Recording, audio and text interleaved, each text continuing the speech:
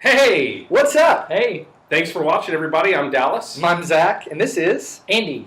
Andy. What's up? How are you? I'm good. I'm good. Great. Thank you for doing this for us. Absolutely. So Glad we're- to have you. us. We're over here in Bourbonnois, Illinois, right? Bourbonus. Yep. Yeah, Bourbonnais. Bourbonus. It depends on what generation you're from. Yeah. I think, Yeah. what they call this place, Yeah. right? Absolutely. Behind a mall that is going defunct. Maybe that could be your next purchase. We thought about it. Yeah. Yeah. You can Yeah. do some really cool things with an old mall. So, yeah, you could. So we took our kids to that mall the other day, and we're like, yeah, just run free. Yeah. Yep. Just pretty much. yeah. Uh-huh. Like, Yeah. you don't need to hold our hands. Nobody's going to kidnap you here. Yeah. Or is it more likely that they're going to kidnap your kids at the Bourbonnais Mall? I mean, there'd have to be another person there. All right. Anyways, enough about that. All right. So, Andy, you are at Adventure Church and this is Bourbonnais, right? Not It Bradley. is. Yeah. Well, it's technically Bradley, but it's a Bourbonnais address, which Oh, really? is a whole Okay. other conversation. Okay. Yeah. The Bourbonnais post office doesn't. The Bradley post office doesn't have the capacity to handle the Bourbonnais volume, and so Okay. a lot of Bradley is Bourbonnais rural routes. It's kind of a weird thing. Okay. Cool. So, We did it again. so Zach and I often say the same things at the Yeah. same time, and it just happens on these. Awesome. Here's a question. So you guys, a couple of years ago, how long have you been in this facility? Just over a year. Just over a year. So just over a year ago, you acquired a huge sportsplex, 70,000 square feet. 70,000 square feet. Now the size of your congregation, because a lot of people are like, "Holy cow, this must be a huge church, right?" Yeah. And it's a huge church building, but like, what's the size of your congregation? We right now are running in the mid 100s. Yeah. So Yeah. yeah. So how does a church in the mid 100s Yeah. acquire a 70,000 square foot sportplex? Man, it's a God thing. It really is. It's a God thing. We just there's a whole long story that's attached to that. The short of it is that we went through the 95 Network comprehensive calling and did that whole discerning who we are, clarifying our vision, mission, our core values. Ken Stewart was our coach and coached us through all that. And we, where we were located wasn't adequate for our needs. We were on half an acre of a landlocked city block building. There was 8,000 square feet, 29 parking spaces, no green space outside. Yeah. Parents were concerned about their kids getting hit by traffic Yeah. in both the alley and the Route 50. So, Yeah. for us, we were stuck as a congregation. We really couldn't expand the space beyond, what we had. Yeah. And the sanctuary sat 160 people, kind of, real tight. Yeah. So it was a smaller space, and we had obviously outgrown that space, but we weren't cognitively aware that we had outgrown the space. We weren't aware of that until we went through the comprehensive calling. Okay. Yeah, that makes total sense. You did the comprehensive calling. What does that entail for people who maybe don't know? Because I'm familiar with 95, but not everybody's gonna be. Yeah, well, and it's kind of switched over now. So now it's Richwood's coaching. Okay. And, but it basically is they say a 10 to in our case 18 months. 18-month process where we just they guide us through a series of questions. And we ask ourselves those questions and answer those questions as we're going through the process. So, one of those questions is regarding niche. How is God uniquely using Adventure that He's not uniquely using the other churches in the community? Yeah. And really identify what is your sweet spot. And we spent our time. We took our time going through there. We didn't rush the process. There were some people that kind of thought the process was just not going to be very advantageous, wasn't going to yield any fruit. But for us, we really felt like it clarified a lot, and it reinforced some issues that we weren't aware of. Yeah. So what would you say was the best part of that process for you guys? So our 3 takeaways from the process was, 1, we needed to hire staff. We were operating like a church of 85 with 1 staff person full-time, and we had broken the 200 barrier at the time. And so we weren't structured, and the key to growth, like you've got to expand your base. And so we were aware of that part, but Financially, it was kind of just a risk for us to step out to actually do it. And I think that God honored that step of faith when we hired the staff that we hired. Sure. We immediately hired a full-time associate pastor. We brought in a director of children's ministry, and that kind of shored up some things. And really, I was spread so thin that I was the bottleneck in communications and a lot. And so that really put us in a good place. Another outcome, though, was we needed to define leadership in our church. Specifically, we had volunteer ministry leaders. We had a leadership team. We were at 2 services. Our entire leadership team went to the first service and wasn't present at the second service. And so we had a whole congregation, if you will, that had no idea who the church leadership team leaders, was. And so there was this void of leadership and a void of a definition of leadership in the church. And so we needed to define those roles and put written expectations to those roles. And that's actually one that we're still kind of working on as we've grown and as we continue to move forward. It's one that we are cognitively aware of right now. The third one was the silent. It didn't come out until we sat around round tables together as a group where we were debriefing on these questions. Our entire church took a survey, a 7-question survey, and responded anonymously to that. So that kind of makes you a little nervous as a pastor. What are people really thinking? What are they going to say? They're going to say it, but not put their name to it, right? And that's a lot of license. The beautiful thing of that was we did get quite a bit of feedback relating to all of those issues I just shared with you. No green space. The children's ministry was landlocked. Like, we couldn't expand our room sizes anymore without acquiring Long John Silver's or buying all the houses behind our building at retail price, tearing them down, and then paying to pave and light that area, and then putting a 6,000 square foot addition on the building. And so it was, for us, it was expensive if we stay, and it was expensive if we moved, and so we really had to kind of sort through that. So we completely understand that challenge. Absolutely. So now, like, you're still in the middle of all this because you've now moved to this facility but are realizing, because we walked around the building a few minutes ago, and you're realizing, okay, this works here, this is what we need to do better, and all that stuff. But I think it's really cool, the opportunity that you've had to kind of move into here, because you had to leave the other place because you had to sell that thing. So you had to move into here whether it was ready for you or not. Right. Which is, some people can look at and they can say, "Oh man, how do you do that?" I think it's a cool opportunity because now you're finding out before you build something out. This does or doesn't work in this space. Right. So one of the things that we did was what you see today is completion of phase 1 of a 3-phase process. So we knew going in, there were about 5 different locations that we could locate the church. We knew, having been a church that was portable for years at the movie theater, it kind of feels like we're home. Because we started just across the mall parking lot, right over there at the movie theater. So for us, we knew that we could go portable again if we had to, and set up and tear down weekly on the gym floor if needed. But there were 1 of 5 different spaces in this facility that would accommodate the church, and so we had to kind of get in here and figure out which space made the most sense. And the space that made the most sense was the upstairs upper mezzanine, above the court view, the turf viewing area. That room, because they have an indoor soccer field in their church. That's awesome. Indoor soccer turf, like you do. 4-court basketball, indoor batting cages. There's a gym downstairs, workout gym. So there's a lot of stuff going here. There's an abandoned golf course, and abandoned. It sounds like there's ghosts. It is like, you should leverage that for Halloween. Like, totally should figure out some way to leverage that for Halloween. There's exposed electrical wires there don't do now, that, so we're not going to do that. Don't do that. No, we've abandoned the electric, but there is exposed wires out there, and it's all completely overgrown. And so we just got the topographical survey back 2 days ago.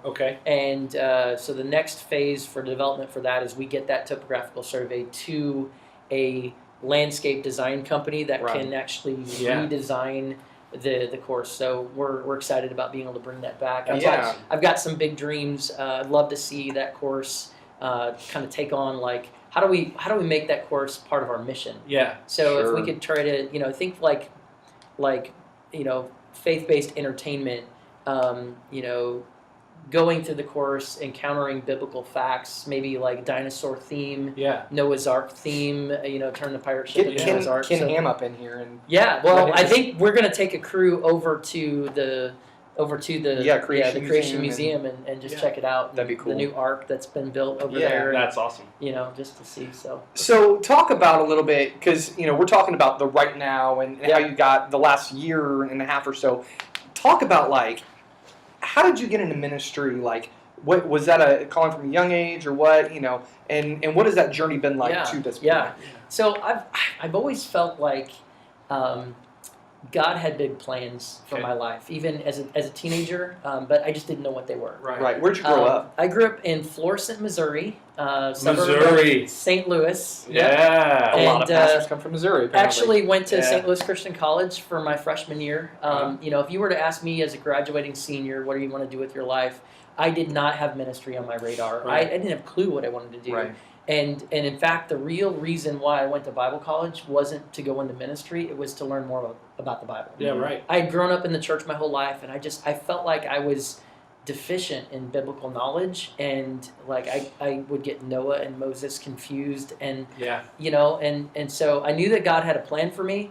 I didn't have a clue what that plan was, but and then there was a girl that I just stuck around for. You compile all of those things, and that's the wrong decision. But do I know this girl? No. Oh, yeah. Okay. No. Yeah. So went to St. Louis Christian College. Thank God for her, anyways, right? Yeah.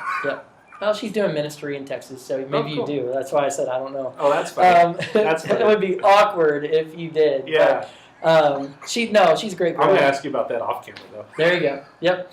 So I went to St. Louis Christian College. The relationship didn't last, and of course, I kind of found myself kind of questioning what's my purpose? What am I supposed to do? Sure.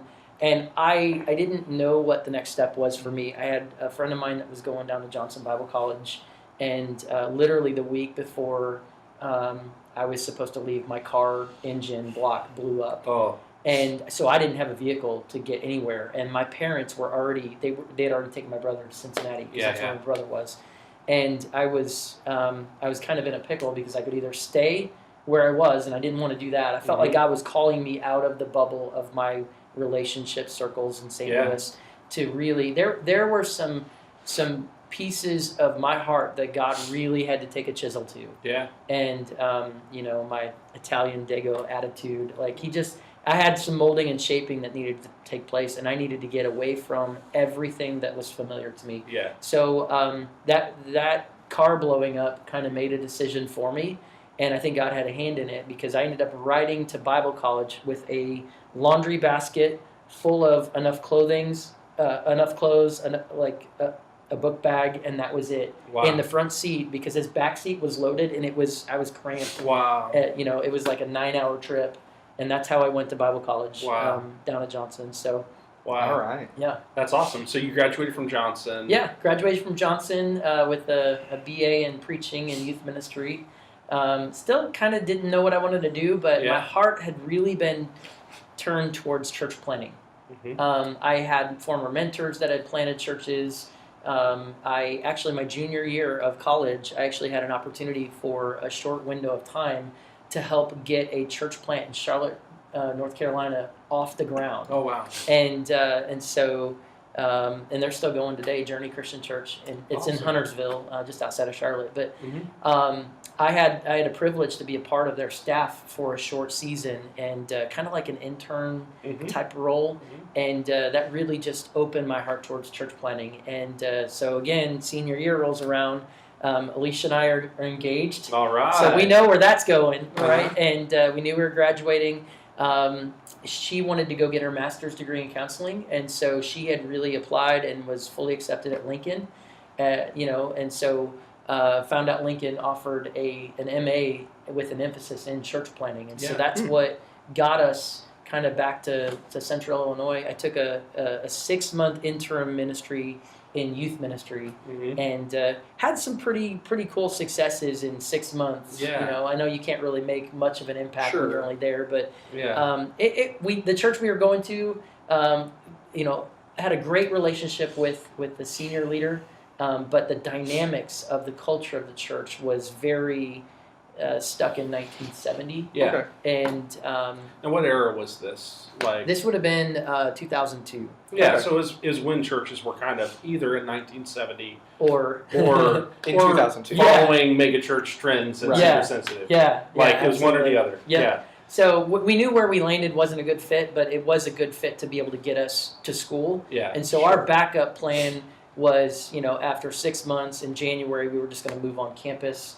or, you know, maybe wait on tables or whatever. And God had other plans. You know, I ended up connecting with the guys from Ignite Church Planning, interviewed with them at Wendy's in Pontiac. Okay. I skipped class. I skipped Hebrew class to go interview for church for planning. shame. Yeah, I know. Man. But, you know, connected with them, and there was just a series of God instances that, you know, you can't make this stuff up. Yeah. Like, you know, my name got thrown around in Southern Illinois, where my wife was from, in her hometown church, that same weekend that, you know, I had made connection. And that, you know, we're driving home from class one day, and we see this giant billboard that's that whole, you know, do you know where you're going? Yeah. And didn't think anything of it, but then, like, you know, looked at each other, and we were thinking the same thing, like, we got to do this. Yeah. And we had an opportunity to step on as young kids, really 22 years old, Yeah. to step onto the field. God had plans that were bigger than we had for ourselves.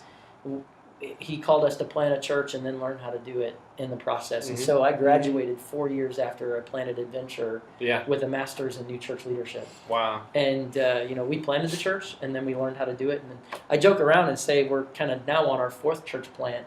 It's the same church. We just 4 distinct seasons of Adventure's life. Right. So. Yeah. So you guys planted what year?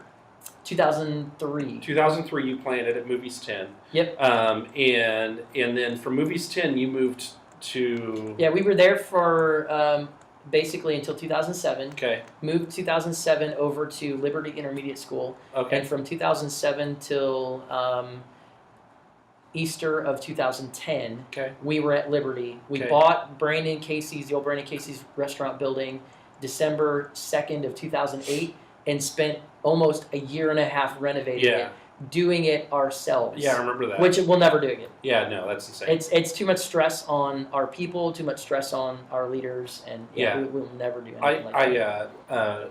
You know, we've been talking about building stuff, and Tyson Graber talked about whenever they added on over at Hersher to me one time. And he's like, here's the deal. Yeah. I managed that project myself. That was the only era of our church that in my time there that we did not grow. Yeah. You know, and it's like, so is it worth it?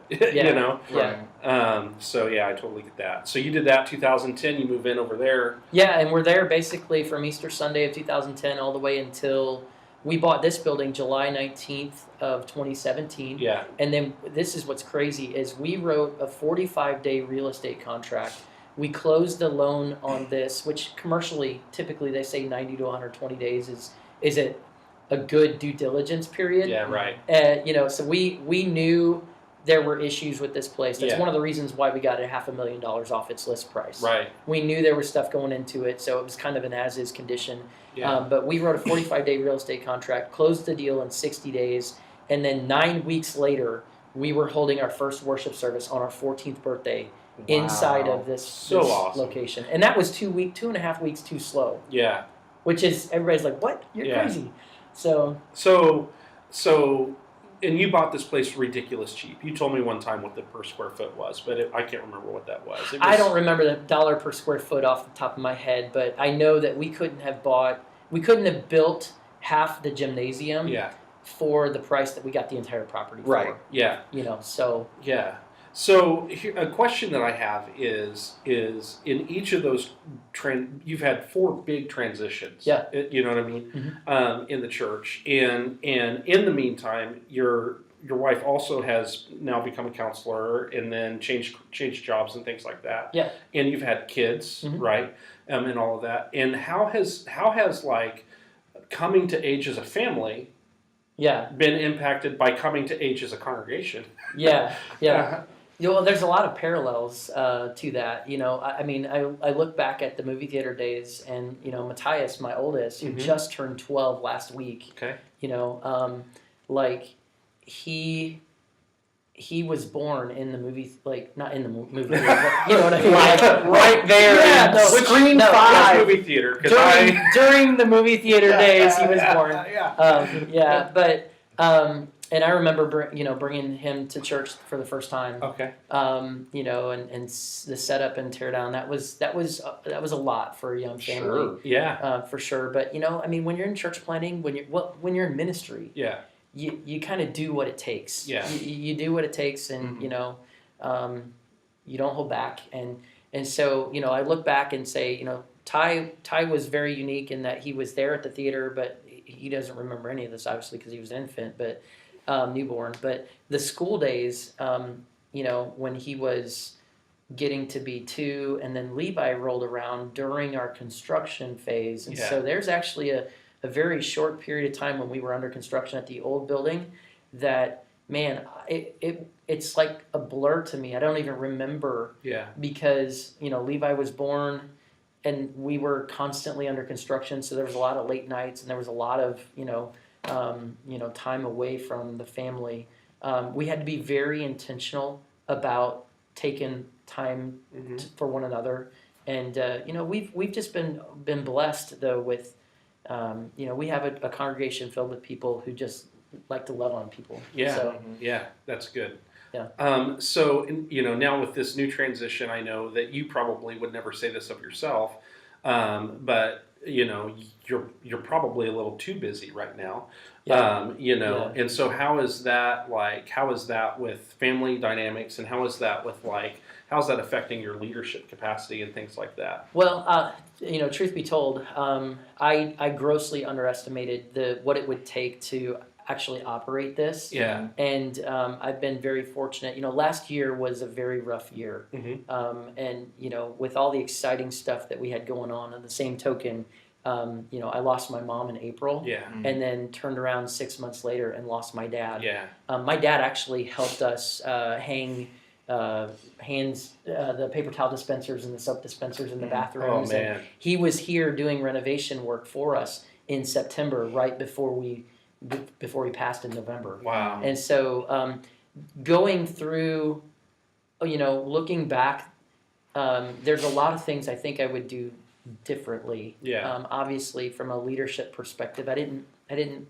make all of the best choices, but I led with integrity, and I tried to lead in the best way that I could. Yeah. Facing the events that my family had been facing, and so if you kind of just take that whole year, there's so many things I wish I could undo. Yeah. And go back and maybe rethink through. Yeah. But we didn't have the luxury of time on our side because it was a very short window. We had to get over here. In a church where you're trying to cast a vision to relocate a congregation from one location to another. Yeah. Usually there would be a 2-year ramp up period Right. before you go live with that, and we didn't have that. We had a 2-month ramp up period, and I think that in all honesty, people in our churches they don't handle change. Not all of them handle change well. I tend to weather changes fairly well in my own personal life, but not everybody. And I recognize that not everybody's like that. But I wasn't afforded the luxury to actually take the time necessary to meet with people one-on-one, to reassure them, I didn't even have time to really cast a clear vision. Yeah. And so what happened with relocating over here is that our church really went through an identity crisis. Yeah. Because the way things were on Route 50, we had kind of settled in. Mm-hmm. We had gotten comfortable with ministry as we knew it. And this was a radical shift in ministry dynamic, and really there was an element of calling that we discerned from that comprehensive calling for this location. Yeah. And so that kind of played into that. But if I could go back and have more conversations, and I probably would have definitely brought some people alongside of me we were kind of in that place where we really couldn't afford to bring on any staff at the time, and we were stretched thin. And even this last year, as we've paid for 2 locations, and God just seems to just have provided what's needed at the right time. Yeah. And including the closing of the building. Yeah.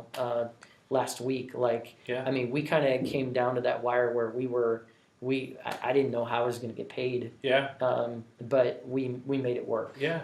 And God kind of stepped in, and the closing happened, and so we're out from under that burden. Praise God for that. Yeah. Yeah. Yep. So absolutely. So one thing that I have come to realize, because I'm a person who's always kind of played cards close to my chest. Sure. And so I'm always thinking 3 or 4 steps out for my church. Yeah. So by the time that I'm like, oh, we're going to do this, I've thought about it for long enough to be ready to go. Yeah. And they're hearing it for the first time. Right. And I think that you probably did have a couple of years, because you were going through the comprehensive calling and realizing, oh man, we're way too big for this space. Yeah. But your congregation wasn't hearing all of the same things. Well, and not all the congregation was bought into the process of the comprehensive calling. There was a few people. No, I'm not kidding. That they felt like it was a waste of time. Yeah. And it's like, well, if you're going to be resistant to the process isn't going to work. Yeah. If you're just going to be like, I don't care. Yeah. I'm not going to put effort into it. And so, on that front, you got to put forth some kind of effort and intentionality into the fact that this process is here for a strategic purpose. Right. And it's not a waste of time. And really, in my opinion, that was one of the most foundational things that we could have done as a leadership group in our church, because it put to paper our thoughts in our head, and it put to canvas pictures of our core values. Yeah, right. And to clarify that, yeah, so that we can clearly communicate that, because I think what happens is if you don't clearly communicate your vision and your mission and your core values, people kind of pick up what they assume those things are, and that's a dangerous thing. Yeah, and I think there's a lot of validity to trying to work in. We try to work in almost every week. It doesn't happen. We try to work in almost every week, here's a core value, or here's a vision point, or here's how this ties into what we're doing. Absolutely. And that is so valuable, because by doing that, I also define this is who we are not. Yeah. If you think we're this is not us, and if this is what you want, that's great. Go find it. Yeah. And don't try to build it here, though. Yeah. I think with that comprehensive calling process, probably the people who were participating were the people you needed to participate. Yeah. And the people who were objecting to it, they might be people who love you for who you are, but not for who you're becoming. Yeah. And I think in the church, it's way more valuable to have people who love you for who you're becoming. Sure. Absolutely. Yeah. So, we talk a lot about your church, but we want to know more about Andy here. Yeah. Sure. So, I know you don't have a lot of free time, but in your free time, what do you like to do? Do you have any hobbies or? Yeah. I really enjoy working outdoors, and so for me, I'm kind of weird. I like to mow. I understand that. And it's just something about straight lines, and the grass doesn't talk back, and I don't know. I love to work outside. I love to do gardening. I love to hang out with Alicia, my bride, who is my best friend. I love to hunt, and so usually in the fall I will take a week. And in one case, when all this was going on, I took the entire month of November off and I did a lot of hunting that month, just to think and pray and all that. So, I like to play sports. Yeah. So, and you kind of recently bought an acreage, right? Or a couple of years ago? Yeah. We've been here 3 years now. 3 years ago, we bought a 100-year-old farmhouse on 2.5 acres, and we've got 20 chickens. Yeah, really? Yeah, it's a lot to take care of. I've got 4 garden plots that don't drive by and look at them, because one of them is 9 feet tall. Oh, my garden's a overgrown. mess. Yeah, my garden's a mess. I kind of gave up this year. I'm we planted and walked away. Yeah, we didn't even plant this year, so we had to go out midsummer, just weed everything. Yeah, it was bad. I planted this year, but then the drought came, and I was like, I just give up. Well, we planted the wrong the wrong green beans. Oh, and man. so like when they came up, we're like, that's not what we wanted. So I Yeah. just mowed it off. Like we're just like, that's not what we want. Get out of here. Like, you're wasting my time. Nobody wants you. My potatoes didn't turn out very well this year, but Yeah. I did get some good ones, but not as the crop didn't come in as heavy as they normally do. I usually end up with like 2 5-gallon buckets full of potatoes, and I love like homegrown potatoes. Oh, yeah. They're good. Good on the grill, man. Yeah, yeah. Yep. No, that's awesome. That's awesome. So would you say like you like in your free time you like to just draw back and be alone? No, actually one of the things I recharge by like this stuff, like hanging out with people, and so I like to spend time with friends. Just yeah. Yeah, I mean sure. those things. I mean I do like to work with my hands and stuff too. So like in my free time I might wash a car and wax it or something, but work on my trailer. Or You mean something. I get that? Wash on, wax off. That's right. Yeah. That's right. That's awesome. You are constantly, you have like the entrepreneur mind, right? Absolutely. So, which is very common with church planners. So you are constantly thinking about what's next. Is that a fair statement? Absolutely. So here's a question for you: if you weren't doing ministry, if you weren't planning a church, Yeah. where would that mind take you? What would you want to be doing? Oh, I don't even know. Again, I've always kind of struggled with like, what do I want to do in life? I mean, my mom wanted me to be a chiropractor. I'm like, I don't know that that day in and day out cracking people's back and dealing with people's neck issues, like that just never really would set with me. So I didn't really want to go in that field. It's funny that your mom wanted you to be a chiropractor. Like that's not a typical mom dream. No. Yeah. Where does that come from? Well, she went to the chiropractor a lot, and she really liked hers. Okay. I think So she wanted free appointments. Free appointments. Maybe that's the deal. Yeah. Free adjustments. Yeah, free adjustments and all that. So, one of the things that I've noticed about myself, though, is that, I'm kind of uniquely wired. Though I am kind of the visionary, the dreamer, the